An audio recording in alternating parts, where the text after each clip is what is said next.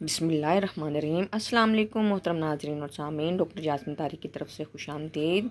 Encyclopedia of قرآن پاک chapter number 10 سورۃ یونس۔ سورۃ یونس کا نام حضرت یونس علیہ السلام کے نام پر رکھا گیا ہے۔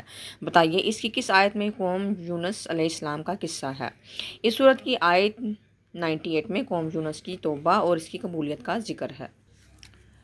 سورۃ یونس کون سے پارے میں ہے؟ 11ویں پارے یا تعزرون میں۔ سورۃ فاتحہ کے بعد پہلی سورت ہے جو مکمل طور پر ایک ہی پارے میں ہے۔ سورۃ یونس کی کتنی آیات ہیں؟ رکوعات کی تعداد بھی بتا دیجیے۔ 109 آیات ہیں، اس کے 11 رکوع ہیں۔ سورۃ یونس مکی صورت ہے اور قرآن پاک کی تیسری منزل میں ہے۔ اس میں آیات سجدہ کی تعداد بتا دیجیے۔ اس صورت میں کوئی آیات سجدہ نہیں ہے، جبکہ تعداد آیت کے لحاظ سے 17ویں نمبر پر ہے۔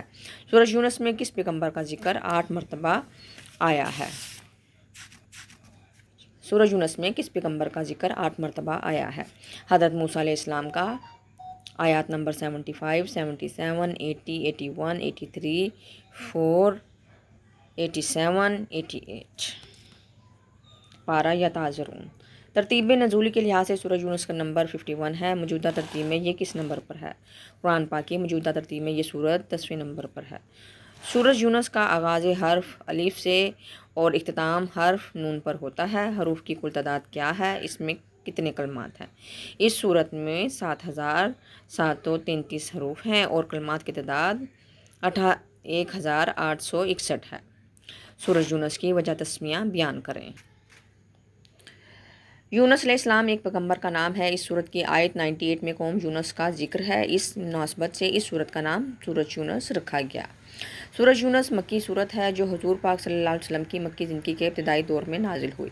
اس کی شان نزول بتا دیجیے۔ حضور پاک صلی اللہ علیہ وسلم کی مکی زندگی کے آخری دور میں اہل ایمان کے خلاف مشرکین عرب شدید رد عمل کا اظہار کر رہے تھے، اس لیے حضرت صلی اللہ علیہ وسلم کی تسلی اور اہل ایمان کی ثابت قدمی اور مشرکین کے اعتراضات اور شکوک و شبہات کے جوابات کے لیے یہ صورت نازل ہوئی۔